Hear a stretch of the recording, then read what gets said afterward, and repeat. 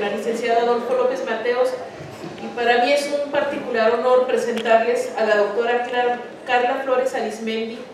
Ella es médico pediatra, egresada del Instituto Nacional de Pediatría, con entrenamiento en pacientes con enfermedad de Down, y que además dirige un programa en el Instituto Nacional de Pediatría en este tema. A mí me parece extraordinariamente importante y que nos venga a enseñar a todos cómo es el manejo integral de un paciente y de su familia y de su entorno con enfermedad de Down. Doctora, muchas gracias por aceptar la invitación y esta es su casa.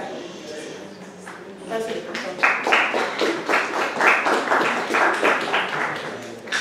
Hola, buenos días a todos. Gracias por la invitación. Bueno, el tema que voy a compartir con ustedes es acerca de la salud en el paciente pediátrico con síndrome de Down. Vamos a ver algunos aspectos de relevancia. En primera, yo les quiero preguntar que ustedes se respondan qué es lo que saben acerca de la discapacidad.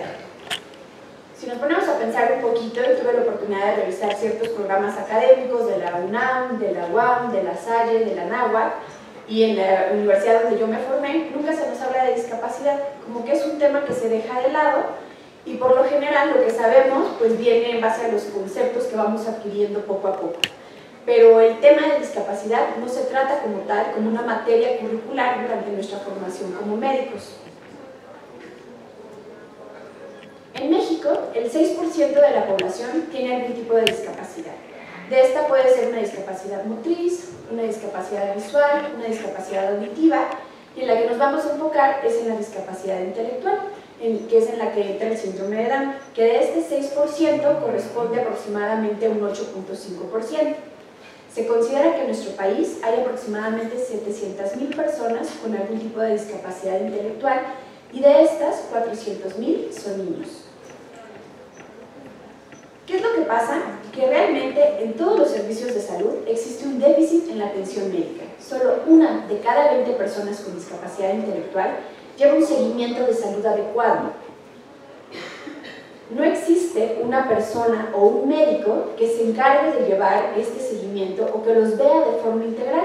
Casi siempre se ven por cachitos, o lo ve el neurólogo, lo ve el ortopedista, lo ve el rehabilitador, pero no hay quien coordine este equipo multidisciplinario. Las causas pues, pueden ser múltiples. Puede ser que las personas con discapacidad pues, sean una población muy heterogénea, que tengan niveles funcionales diferentes, que haya muchas necesidades. En cuanto a los servicios de salud, pues existe mucha presión asistencial. Muchas veces tenemos 5 a 10 minutos entre una consulta, entonces es muy difícil empezar a hacer empatía con el paciente, tratar de conocerlo, pues cuando ya hay 7 o 8 pacientes afuera. No hay un protocolo de actuación adecuado. La mayoría de los pacientes, al tener cierto grado de discapacidad intelectual, pues sienten un ambiente fuera de lo que están ellos acostumbrados, y puede ser que la parte de adaptación les cueste mucho trabajo. Y obviamente en el profesional de salud, lo que habíamos visto, hay mucha ignorancia, mucho desconocimiento al respecto.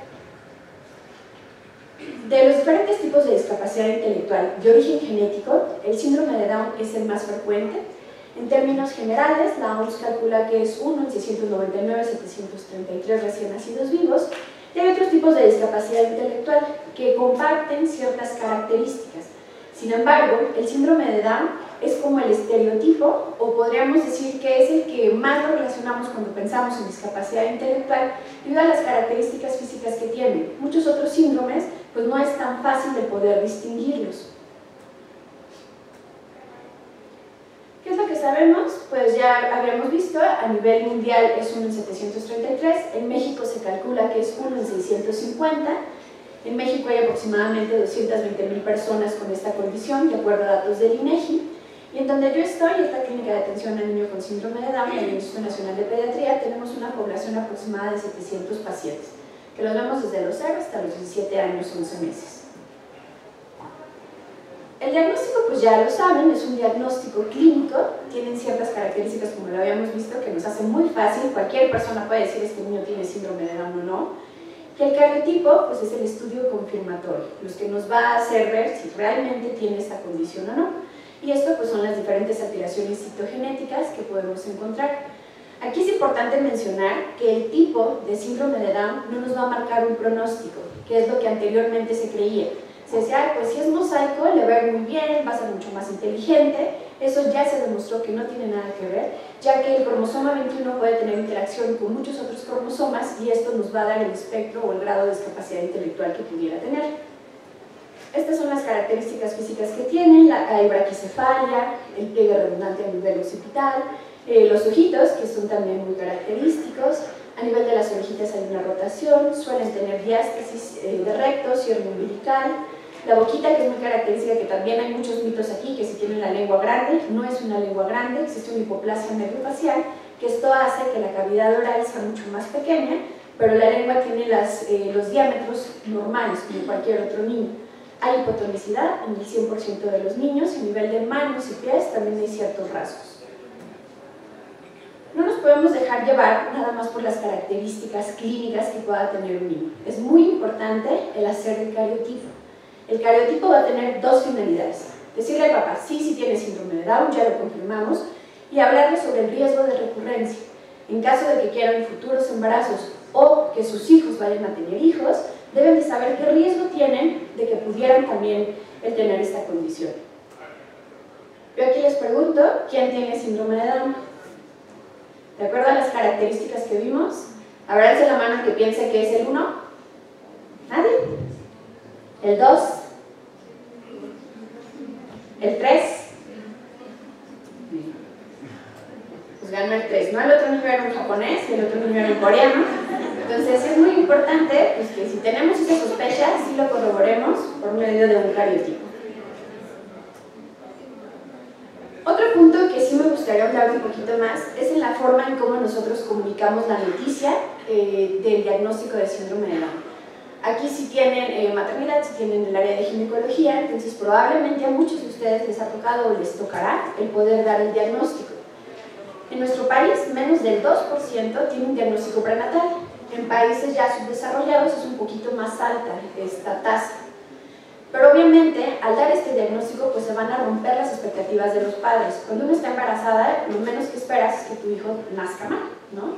Entonces, pues sí debemos de ser muy cuidadosos con las palabras que utilizamos. Nosotros en el hospital estamos haciendo ahorita una encuesta de la forma en cómo se les dio el diagnóstico. Y siempre les comento que de verdad yo podría hacer un libro de terror de la forma en cómo se les dice a los papás esta condición. Los papás, hay estudios donde se ha demostrado que recuerdan literalmente las palabras que utilizó el médico, la enfermera o quien les haya dado el diagnóstico, y de verdad pueden tener 15, 18 años, pueden ser ya adultos, y los papás recuerdan qué tipo de palabras utilizar. Y por lo general no son las adecuadas. Entonces muchas veces nos enfocamos en los aspectos negativos. Él no podrá, en el que está enfermito, que va a ser mongol, que vive muy poco. Si aparte de eso juntamos el que tiene cardiopatía, tiene alteraciones en la respiración, pues imagínense, es un bombardeo para los padres pues de malas noticias, ¿no? Entonces nunca nos enfocamos en lo bueno, porque hay muchas cosas buenas detrás de este cromosoma 21. Este es un estudio que se hizo en el Pediatrics, este se hizo en el año 2009, en donde hablaban un poquito de la forma en cómo se había dado la noticia y cómo los papás les hubiera gustado que les informaran. Entonces preguntaban quién debía dar la noticia. La mayoría de los papás comentaban que el ginecólogo es el que debe darle, ya que con ellos tuvieron 9 meses de contacto, ¿no? El pediatra muchas veces es alguien desconocido, aunque pudiera ser el que más conoce de esta condición, pues los papás no tuvieron ninguna relación anterior, que debería de ser, pero no tuvieron ninguna relación previa, ¿no? ¿Cuándo es el mejor momento? Pues lo antes posible. Tenemos pacientes que nada más se echan la bolita y que dicen, pues vemos algo medio raro, pasan 2, 3 meses y hasta después del año en algunos casos dicen, pues creo que sí, tiene síndrome de Down. Pues imagínense todo ese tiempo que los papás estuvieron esperando el realmente tener un diagnóstico. El mejor lugar siempre debe ser un lugar privado. Muchas veces los papás nos dicen que se los dijeron en el pasillo. Si estábamos en el pasillo, estaban las enfermeras, estaban los camilleros, estaban los doctores, y ahí es donde nos dijeron que mi hijo tenía síndrome de Down. ¿Qué información debe de ser? Debe de ser algo muy claro, no nos debemos enfocar en aspectos muy elevados. Nada más decirles qué es el síndrome de Down, cuál es la causa, que hasta la fecha no sabemos exactamente, que hay una alteración en un cromosoma. Ver también más o menos el grado cultural que pudieran tener los papás, porque no vamos a utilizar muchos tecnicismos. Entonces a lo mejor es un papá analfabeto, pues no vamos a decirle que es un cromosoma 21 extra. Entonces tenemos que ver la forma en cómo vamos a comunicar esto, ¿no? También, ¿qué significa para una familia tener un miembro con síndrome de Down? Y la mejor forma, pues ser muy empáticos, ¿no? O sea, los papás agradecen mucho el que se les dé una información de este tipo. Todos los términos médicos, y si va a desarrollar Alzheimer y si va a tener cardiopatía y todo eso, podríamos verlo posteriormente. Podríamos nada más mencionarles, este es un ejemplo. Bueno, este es otro estudio que también nosotros hicimos sobre el impacto de la primera entrevista, ¿no? Cómo puede cambiar de forma fundamental el futuro del niño las palabras que utiliza el médico cuando da el diagnóstico. De los papás que entrevistamos, que son más de 400, ninguno nos dijo que lo habían felicitado por el nacimiento de su hijo. O sea, casi les damos el pésame, ¿no? Entonces, no, o sea, sí tenemos que felicitarlo. Ante todo es un bebé como cualquier otro bebé. Y sí debemos explicarle eso a los papás. Este es un ejemplo de cómo podríamos darle la noticia, ¿no? Felicidades, tienen un hermoso bebé, parece un bebé sano, pero tenemos noticias que a lo mejor no esperaba. Entonces encuentra algunos rasgos que nos hacen pensar que tiene síndrome de Down, haremos ciertas pruebas médicas para poder confirmarlo y hablar de su estado general. Y ya, aunque nosotros utilicemos esto, de cierta forma, pues obviamente le va a generar mucha inquietud al papá, pero no lo vamos a poner en alerta, en alarma, o sea, sí tenemos que tener como cierto cuidado. El tono, la postura, la forma en cómo le hablamos, pues es lo que va a definir el futuro de este niño, de cierta forma, ¿no? Entonces ahora sí ya vamos a entrar en lo que es el tema del seguimiento médico. Hay diferentes guías a nivel mundial. Hay un grupo que se llama DSMG, que se junta cada año en Estados Unidos y da a conocer todos los avances médicos en esta población. En México en el año 2007 se hizo un lineamiento técnico que fue más para profesionales que para padres de familia, y nosotros en el instituto, en conjunto con un grupo de especialistas de Red Down México, hicimos esta guía de atención médica que es de distribución gratuita, la pueden descargar en línea, posteriormente ya les puedo dejar yo los datos. Y bueno, no existen enfermedades diferentes, sin embargo se presentan con mayor frecuencia en esta población, hay una gran variabilidad como en el resto de las personas, muchos pacientes son totalmente sanos. Y aquí es importante decir, el síndrome de Down como tal no es una enfermedad, no es algo que se cure, no es algo que se quite, no es algo que se contagie, es una condición, una característica que tienen de más. Y obviamente, como todo en medicina, un tratamiento oportuno nos va a llevar una buena respuesta. Pues para hacerlo un poquito más didáctico, vamos a ver por diferentes áreas. Vamos a empezar a nivel del corazón, que es algo que de las áreas más importantes que se tienen que valorar. Más de la mitad de todos los niños tienen algún tipo de cardiopatía. Esta va a ser la causa más importante de morbio y mortalidad. Y aquí es importante mencionar que hay ciertas diferencias étnicas. Hay factores epigenéticos que hacen que nuestros pacientes mexicanos y de algunas otras áreas de Latinoamérica tengan cardiopatías diferentes. Si nosotros vemos cualquier libro, Nelson, etcétera, de literatura a nivel internacional, vamos a ver que la cardiopatía más frecuente es el canal atrioventricular. Sin embargo, en México es la CIB, la CIA y la PCA. No se sabe exactamente cuál es la causa, se han estudiado ciertos genes que se mencionan ahí, a ver si tienen alguna relación. No se ha llegado ahorita a nada. Guatemala, Belice, Honduras, también Venezuela, tienen este tipo de cardiopatías mucho más frecuente, a diferencia de lo reportado en Estados Unidos y en Europa. Todo niño con síndrome de Down, todo, necesita un ecocardiograma y una valoración por cardiólogo pediatra, independientemente de lo que encontremos al examen clínico en un inicio, ya que muchas cardiopatías en la etapa neonatal pueden ser silentes. Entonces, si nosotros decimos, ay, no tiene soplo, no tiene ninguna alteración aparente del ritmo, no está cianótico, no está diaforético, no importa, tenemos que realizar un ecocardiograma. Anteriormente se decía que este ecocardiograma en un niño que tenía un corazón sano se repetía en la adolescencia. Sin embargo, se ha visto que tienen mayor riesgo de desarrollar hipertensión arterial pulmonar por ciertas características de su vasculatura y se recomienda que este seguimiento sea cada 2 años. Si estamos en un centro de salud alejado, si estamos haciendo el servicio social y no tenemos un cardiólogo pediatra, podríamos hacer un electrocardiograma y esto podría ser altamente sugerente si tiene o no un canal AB, entonces se tendría que mandar de forma inmediata, dependiendo del eje que encontremos. De los trastornos gastrointestinales también se presentan en más del 60% de la población y dentro de esto los vamos a dividir en alteraciones de deglución y masticación, constipación y reflujo gastroesofágico. Por las características anatómicas que habíamos mencionado de la hipoplasia y la hipotonicidad, la gran mayoría de los niños va a tener problemas en cuanto a la succión, deglución y respiración. Y eso es desde los primeros días. Y ese es uno de los motivos principales de consulta. Los niños con síndrome de Down no tienen una adecuada coordinación, no saben ellos bien respirar cuando están comiendo, entonces se atragantan, se ahogan un poco. Entonces este tipo de terapia orofacial le va a ayudar a fortalecer mucho los músculos. Se tiene que empezar desde los primeros días de vida. En la mayoría de los centros hay rehabilitadores que ya están entrenados para realizar esto, pero no se mandan de forma inmediata. Como pediatras o como médicos, como que no lo vemos como una prioridad, porque siempre se relaciona con el lenguaje, la terapia orofacial, y creemos pues un recién nacido para qué le va a servir. Entonces este sí es un punto que debemos de tomar en consideración, se tiene que mandar desde los primeros días a la terapia orofacial. En cuanto a la constipación, se presenta en el 50% de los pacientes, es también secundaria a la hipotonicidad en la mayoría de los casos. Pocos casos van a ser relacionados con alguna malformación anatómica. Sí es importante que los papás sepan pues, que tienen un intestino lento, es un intestino mucho más flojo y tenemos que ayudarle con ciertos ejercicios. Esta es una hojita que yo les doy a los papás sobre ejercicios que pueden hacerle para que mejore este tránsito intestinal. También hay que ver qué tanta ingesta de líquidos en los niños mayores consumen. Por lo general es muy baja y esta es una de las principales causas de constipación. Este es más o menos la cantidad de agua que tienen que estar consumiendo de acuerdo al grupo de edad. Que si vemos, pues yo creo que ninguno de nosotros aquí llegamos a eso, ¿no? Más de 3 o 4 litros al día. O sea, está difícil, pero sí tenemos que irlo adaptando de acuerdo a su edad.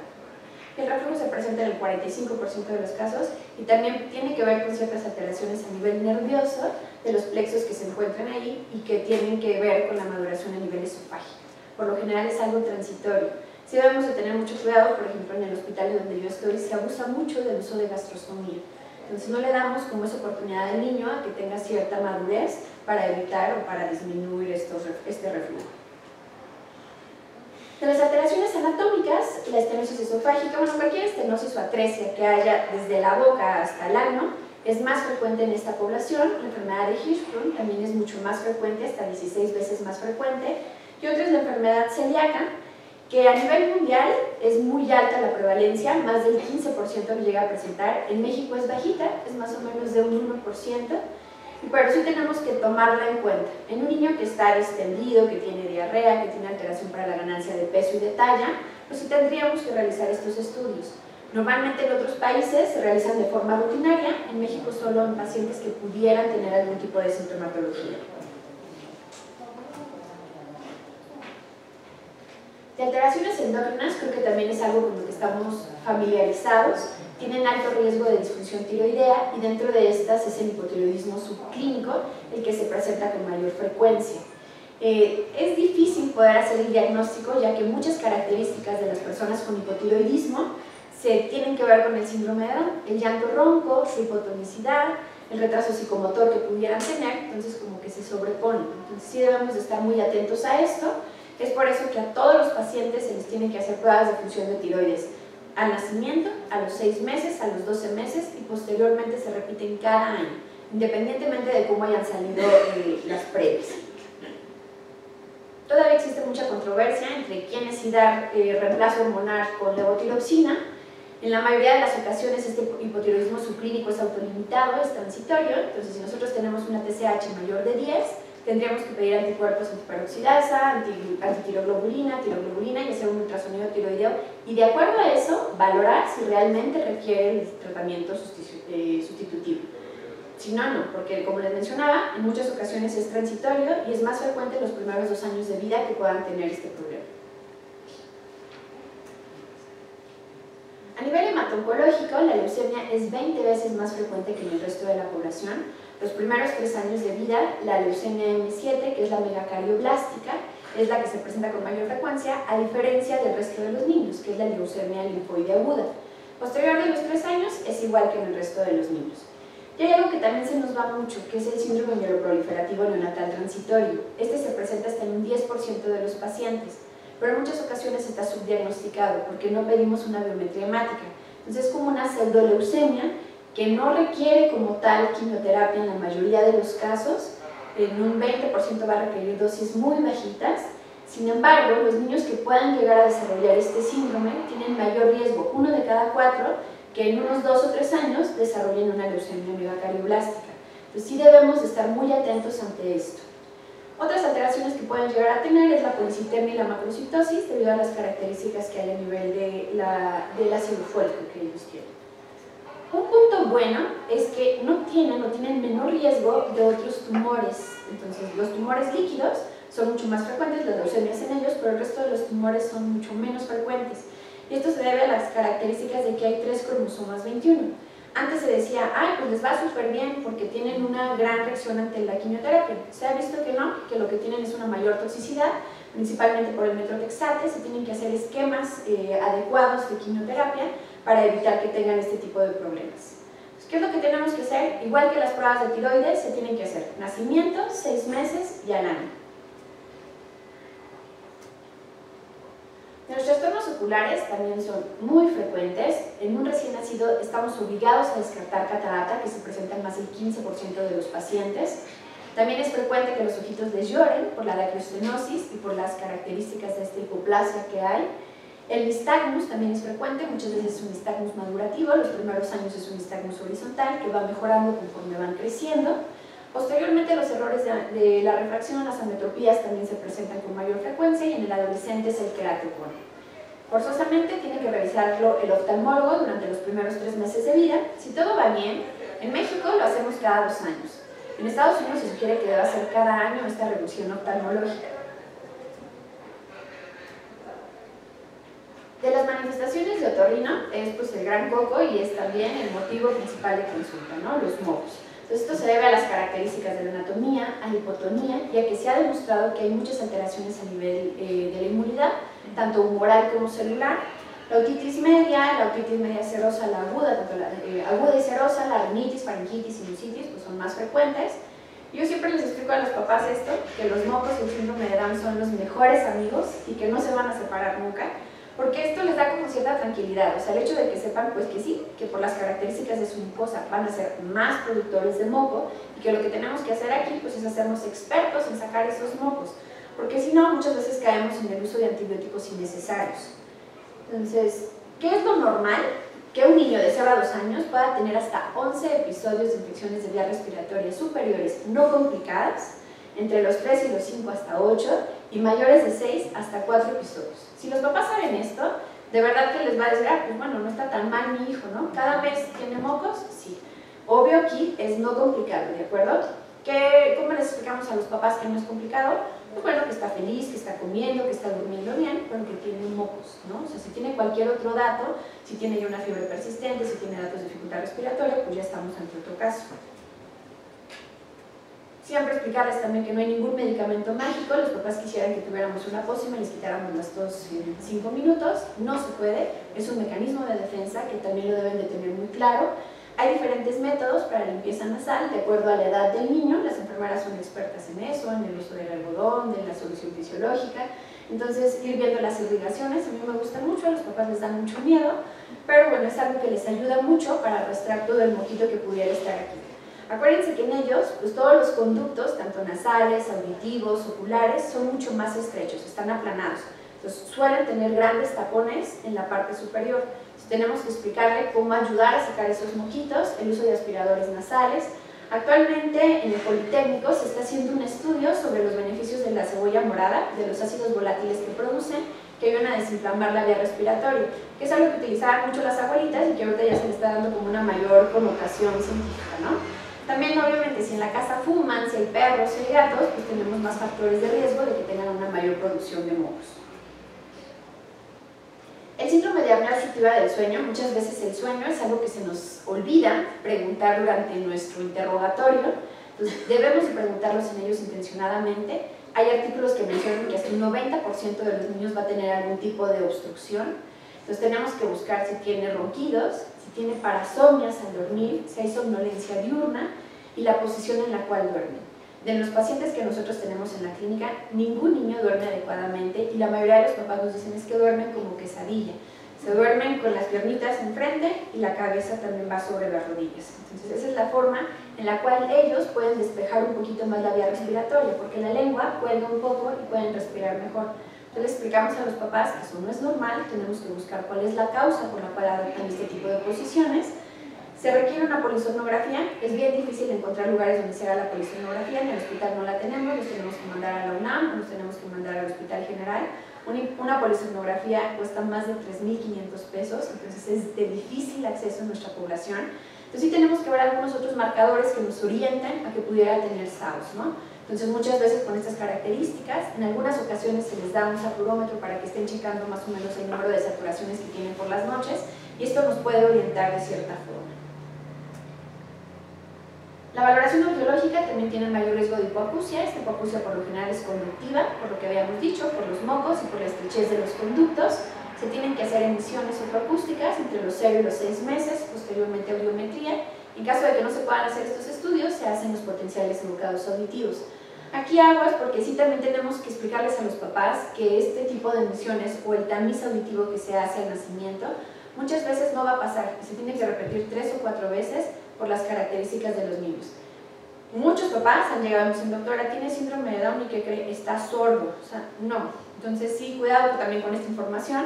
Entonces es preferible hacer unos potenciales evocados desde etapas tempranas.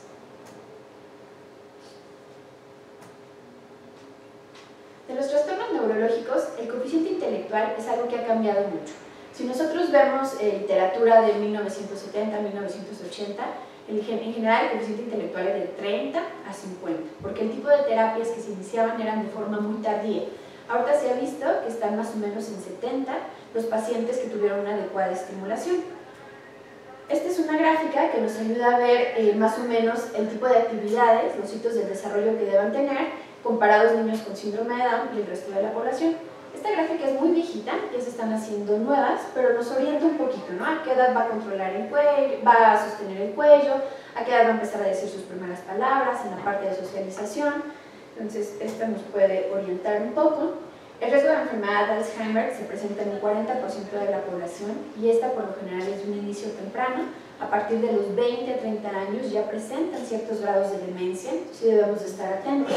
La epilepsia, principalmente el síndrome de West, en los primeros 2 años también es más frecuente. Y el autismo también. La mayoría de los pacientes tienen como cierto espectro autista por este tipo de conductas repetitivas que puedan llegar a tener. Encasillarlos con el diagnóstico de autismo es algo también muy complicado. Tenemos que ver, y una de las características que llegan a tener los pacientes es la parte de sociabilización. O sea, son unos pacientes mucho más empáticos, mucho más alegres, y este es un punto que nos debe de llamar mucho la atención. En un niño que no tiene un adecuado contacto visual, que no tiene una adecuada relación con los familiares, con el resto de los niños, tenemos que descartar que no haya algún problema de autismo. A diferencia de las guías que hay en el resto de la población, y se enfocan más en movimientos estereotipados, etc. En ellos pueden tenerlos, pero siguen socializando, entonces no hay mayor problema, se debe llevar un seguimiento, pero no lo encasillaríamos con este diagnóstico dual. Algo que nos preguntan mucho los papás es si existe algo que nos pueda ayudar para mejorar su coeficiente intelectual. Hasta la fecha, si nosotros nos metemos en internet y buscamos, van a salir miles de cosas, pero que tengan un respaldo científico son muy poquitas. Hay un estudio que se hizo en España que es de un té verde, es un concentrado de té verde, que tiene que ver con ciertos genes, dentro de estos es el DIRCA1, que tiene que ver mucho con la mielinización. Entonces se ha visto que como en ellos hay 3 copias de este gen, un compuesto del té verde que se llama epigalocatequina disminuye esta sobreexpresión. Entonces hicieron muchos estudios, en un inicio se empezó a hacer en ratones, ya se hizo en población, se hizo en 70 pacientes mayores de 16 años, en donde se vio que realmente sí mejoraba mucho su coeficiente intelectual con el uso del té verde. Tuve la oportunidad de conocer yo al autor de este artículo y algo que me llamaba la atención es que decía, bueno, este FONAP, que es el té verde, cuesta muy caro, salen 3,000 pesos a la semana para que puedan tener este acceso, ¿no?, a este concentrado. Entonces a mí se me hacía muy fácil el poder darles té verde aquí, o sea, pues té verde sí tenemos en México, pero el problema es que necesitamos un concentrado. Me decía que se necesitaban más o menos 3,000 litros para poder llegar al concentrado que tiene este sobre, ¿no? Entonces no tenía ningún caso de poder darles esto. Y otro punto importante es que iba acompañado de enriquecimiento ambiental, o sea, sí tenían que llevar un adecuado programa de intervención y de estimulación para que se pudieran ver los resultados. Muchos de nuestros pacientes no tienen acceso a eso, entonces de nada servía darles el té verde o que consiguieran si no tenían un adecuado programa de intervención. El omega, el zinc y el selenio actualmente se están estudiando y se ha visto que sí pueden mejorar el coeficiente intelectual. En las alteraciones ortopédicas, el pie plano lo presenta en la mayoría de los pacientes. A diferencia del resto de la población, un diagnóstico de pie plano se hace a partir de los 6 años de vida. Entonces, para que los papás sepan esto, sí debemos de orientarnos mucho en cuanto al uso de calzado adecuado, por la misma hipotonicidad y por la hiperlaxitud de ligamentos. Entonces, se sugiere que en ellos siempre sean zapato con cojincito, que sea tipo botita, no choclo, para que les dé mayor estabilidad a nivel del tobillo. De todas estas, pues se pueden usar todo, los rodillas, la cadera, por la misma inestabilidad que hay de las articulaciones. Entonces muchas veces lo hacen ya como mañas y se tiene que dar como cierta orientación para evitar alteraciones posturales. Y las alteraciones altantoxoideas es algo que no tomamos en cuenta y que se presenta con mucha frecuencia. Entonces hay cierta alteración, hay una disminución del espacio entre las vértebras de la columna cervical, que sí debemos de tener cuidado de diferentes tipos de movimiento que puedan tener, principalmente movimientos de latigazo. Dentro de las actividades que pudieran estar relacionadas con esto es el tumbling o el brincolín, porque esto no les da ningún sustento a nivel de los pies, entonces la cabeza está bailando. Entonces sí debemos de tener cuidado, explicarles a los papás que es como de las actividades que menos deben de realizar y qué características clínicas pudiéramos tener, pues que tuvieran dolor cervical, tortícolis, cambios en la marcha. En un niño que controlaba esfínteres deja de hacerlo, entonces sí debemos de tener en cuenta que no pudiera tener alguno de estos datos.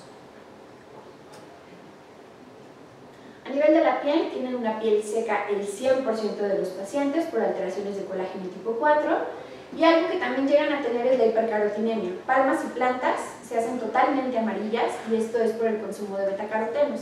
Papaya, mango, zanahoria, entonces los papás deben de saberlo, no es un motivo por el cual se suspenda el uso de estos alimentos, pero para que les dé tranquilidad. Es muy frecuente que se les pidan pruebas de funcionamiento hepático pensando que hubiera algún problema de estos y la verdad es que no, nada más es por estas alteraciones. Y aquí otro punto importante, hay ciertas alteraciones inmunológicas como la alopecia, el vitiligo y la psoriasis que si se presentan, estamos obligados a descartar que no haya algún otro tipo de enfermedad, como enfermedad celíaca o alguna alteración tiroidea. Son enfermedades primas, ¿no? Se presenta una, puede estar la otra. Y otras alteraciones, el estado nutricional. Muchas veces se tenía como el concepto de que las personas con síndrome de Down eran gorditos, ¿no? Decían, pues porque tiene síndrome de Down está gordito cuando son adultos. Se ha demostrado que no, que al igual que en el resto de la población pues puede haber muchos factores, principalmente alteraciones en los hábitos de alimentación que nos llevan al sobrepeso y la obesidad. El 50% puede tener algún estado de malnutrición. Nosotros en el hospital tenemos 30% con sobrepeso y un 20% con peso bajo. Normalmente estas son las características de la ganancia de peso en los niños con síndrome de Down. Los primeros 2 años, la gran mayoría tienen desnutrición, entre los 3 y los 10 años mejora y posteriormente en la pubertad empiezan con el riesgo del sobrepeso y la obesidad, a diferencia del resto de los niños que llevan una curva mucho más homogénea. Ha disminuido el sobrepeso y la obesidad, esto es porque cada vez están incorporados más en actividades, van a la escuela, tienen ya programas deportivos, a diferencia de lo que veíamos en el 90, que era mucho más frecuente, ahorita en nuestra población es mucho menos frecuente este sobrepeso y obesidad. Y las causas por las cuales tienen el sobrepeso y la obesidad, pues tenemos que ir descartando estas, ¿no? Que no haya disfunción tiroidea, se ha demostrado que pueden tener alteraciones de la leptina. Acuérdense que la leptina es la hormona de la saciedad, entonces es algo muy frecuente que los papás nos digan, es que no se llena, doctor. Puede comer y comer y comer y comer y no se llena. Entonces tenemos que ver esto y explicarle a los papás que tienen que fraccionar los alimentos. Se han hecho estudios donde se ha visto que el metabolismo basal está disminuido, se compara con los hermanos, entonces ellos queman un 10 o un 15% menos calorías que en el resto de la población. Las características anatómicas, si no tengo fuerza para masticar, pues voy a elegir alimentos suaves, ¿no? Entonces todo lo que son hidratos de carbono, pues panes y todo eso, pues van a preferirlo a otro tipo de alimentos altos en fibra. Los malos hábitos de alimentación, que yo creo que esta es la causa más frecuente, y pueden haber ciertos medicamentos que se relacionen con el sobrepeso y la obesidad. Algo también importante es acerca del dolor. Se ha demostrado que en ellos tienen un umbral del dolor mucho más alto, aguantan mucho.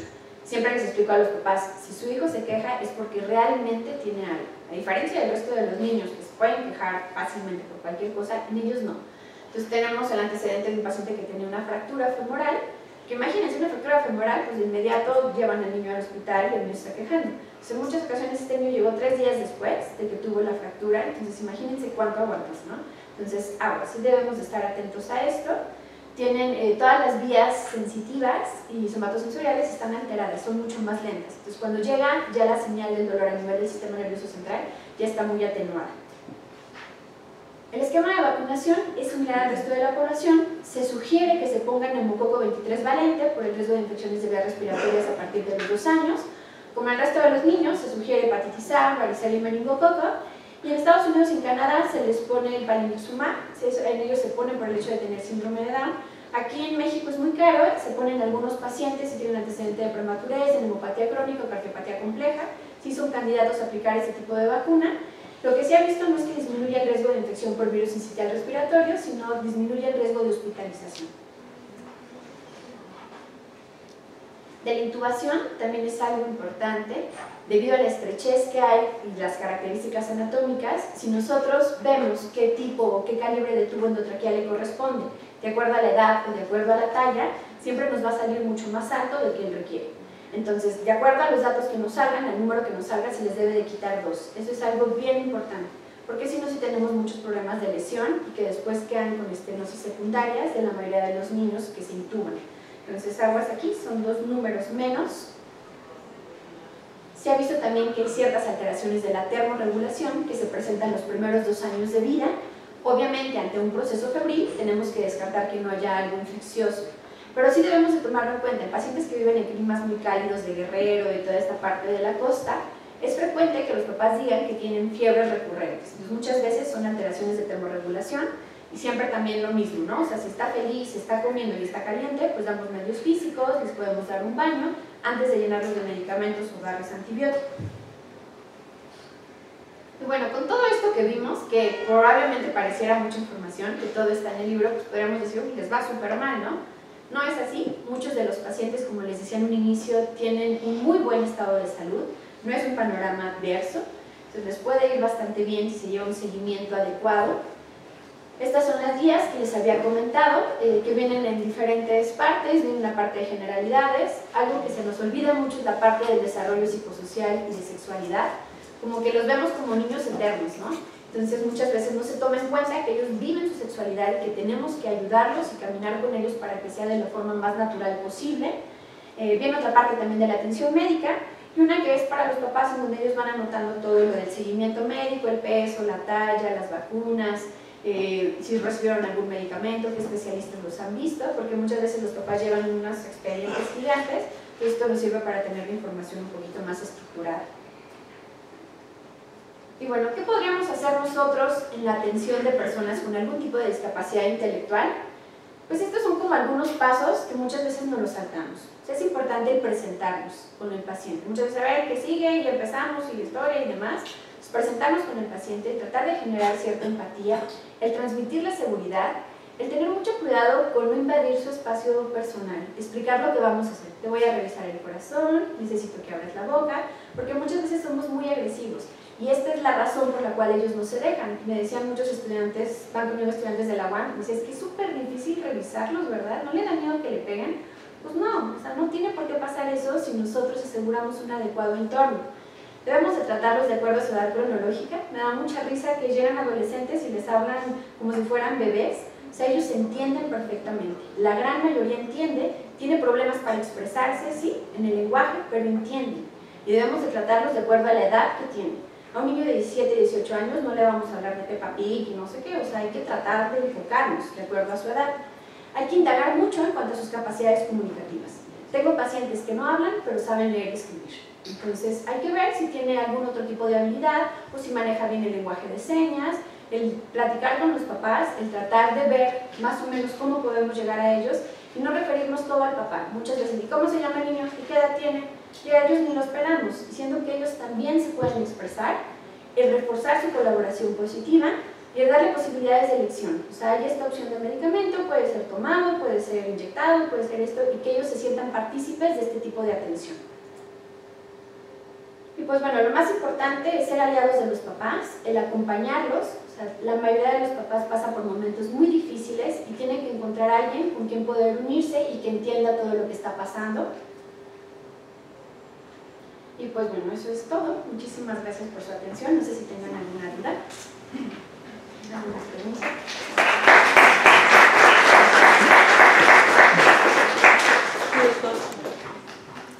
Hola, pues bueno, primero buenos días y felicidades porque la verdad este tema pues rompe paradigmas, a veces hasta para los propios médicos. médicos, yo me imagino que lo que has de ver también, pues con los papás o los familiares o amigos, es también pues, muy fuerte, ¿no? Porque es algo a lo cual todavía, pues, la cultura en la que estamos todavía falta mucho.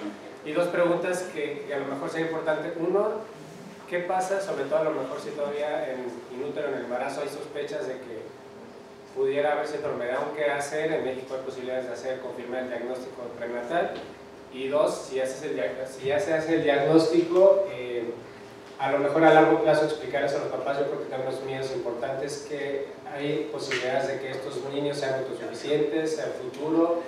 ¿Qué va a pasar con ellos, ¿no? Sí, el diagnóstico prenatal, como habíamos mencionado, se hace no de forma rutinaria, a menos de que haya factores de riesgo durante el embarazo, que haya edad materna mayor de 35 años, que haya antecedente de abortos o que haya antecedente de alguna cromosomopatía, si se hace como en el sector salud. Si no, en medio privado sí se puede realizar, se hacen 2 tamizajes, el del primero y el del segundo trimestre. En estos tienen un porcentaje de que sí se puede hacer el diagnóstico mayor del 90%. Aquí sí hay que tomar en cuenta que muchos de estos, los marcadores ultrasonográficos, son operador dependiente. Si quien hace el ultrasonido no tiene mucha experiencia, pues puede ser difícil el poder llegar a un diagnóstico certero. En México sí está legalizado el aborto antes del primer trimestre. En muchos países ya se hace de forma rutinaria cuando se hace o cuando se tiene la sospecha de síndrome de Down. Por ejemplo, en Groenlandia, o sea, ya no nacen niños con síndrome de Down porque se detectan de forma temprana. Sí es importante que cuando se tenga este diagnóstico, bueno, se hacen ya después otros marcadores que ya son invasivos, con prueba de velocidades coriales o de líquido amniótico para confirmar el diagnóstico ya al 100%. Los otros son solo un tamizaje. Cuando los papás ya confirman el diagnóstico, sí es importante tener también una visión como mucho más clara. Yo a veces les digo, a lo mejor suena muy optimista lo que les estoy hablando, porque no estoy en el papel de mamá, ¿no? O sea, no sabemos a lo mejor lo que es el 24% estar con un niño, las terapias, la rehabilitación, las hospitalizaciones. Entonces es muy difícil el poder juzgar pues la opción o la respuesta que quisiera dar los papás o lo que van a tomar, ¿no? O sea, si abortan, si no abortan. Pero sí tenemos que pintarles como tanto lo bueno y lo malo, ¿no? O sea, sí ser como muy equilibrados en la información que nosotros damos. Como decíamos, la expectativa de vida de las personas con síndrome de Down ha cambiado mucho. Actualmente es mayor de 60 años. Entonces sí hay que ver, porque muchas veces las mamás son mamás anuales, mayor de 40, 45 años. Y pensar que su hijo pueda vivir 65 años, pues eso les genera una gran angustia, ¿no? Porque todavía lo siguen viendo como una persona totalmente dependiente. Si nosotros les hablamos a los papás pues, de todo lo que ha cambiado, de que si nos enfocamos en los primeros años de vida y les damos unas buenas bases, pues seguramente pueden llegar a ser personas útiles a la sociedad y no una carga como anteriormente se veía.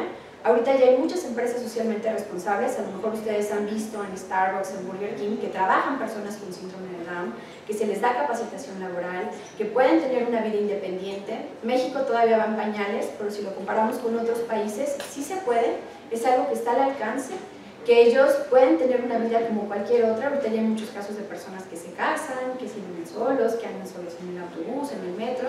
O sea, en México todavía vamos mal, pero sí se puede. O sea, también como el presentarles este panorama les cambia mucho esos prejuicios que pudieran tener los papás, porque en un inicio para ellos todo es mal, y se ven en un futuro con su hijo toda la vida, y ayudándoles a cruzar de la mano la calle, y dándoles de comer casi casi en la boca. Pues cuando ven esta parte dicen, ah, sí se puede, ¿no?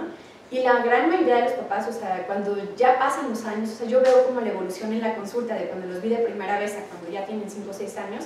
O sea, todos me dicen, doctores, que nunca pensé que hubiera tantas cosas buenas, ¿no? O sea, y yo que pensaba a lo mejor el abortarlo, que a mí se me hacía muy difícil. Una mamá me decía, es que doctora, me hubiera ahorrado 2 años de lágrimas de saber que él iba a poder leer, que iba a poder escribir, que iba a tener sus amigos, que se iba a ir a la casa en las tardes y iba a hacer pijamadas, o sea, cosas que pues no lo tienen ni en mente y que sí se puede llegar a hacer. Entonces sí pintarles como este panorama.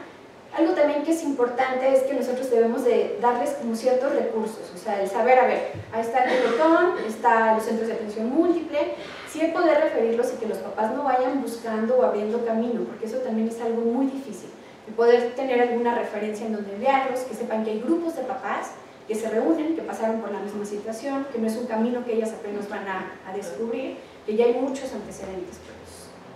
¿Alguna otra pregunta que tengan? Yo un comentario, doctora. Yo celebro que traiga el tema de la discapacidad intelectual. Yo soy geriatra y yo siempre me pregunto a qué hora los médicos de adultos nos vamos a involucrar con estos temas, porque como bien usted dice, ahora las esperanzas de vida de las personas con síndrome de Down, pues tienen muchas posibilidades de llegar exactamente a que tengan otro tipo de enfermedades como cualquier adulto. Entonces el médico de adultos, el médico de primer contacto, el médico internista, pues tiene que ir dándole seguimiento a estos sujetos. O sea, en el momento en que deja de ser del pediatra, pues entonces ¿de quién es el paciente? Pues como cualquier otro, ¿sí? Solo hay que estar atenta a las condiciones que va a ir presentando, en especial como la enfermedad de Alzheimer. Ellos tienen una sobreexpresión para tener estos daños de enfermedad de Alzheimer y pues las cosas se van a complicar en el transcurso de la vida, agravando una discapacidad intelectual. El problema no es la discapacidad, sino la dependencia. Realmente ese es el problema, no la discapacidad, sino la dependencia, el tener que ser sujeto de cuidados más o menos durante el trayecto de la vida. Ese es lo que impone la carga realmente al sujeto, a la familia, a la sociedad, al contexto global. Entre más independientes sean, por supuesto, menos problemas vamos a tener todos. Entonces, gracias por traer el tema, doctora, y muchas felicidades.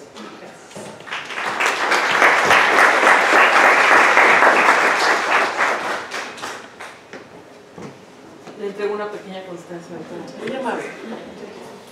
Gracias.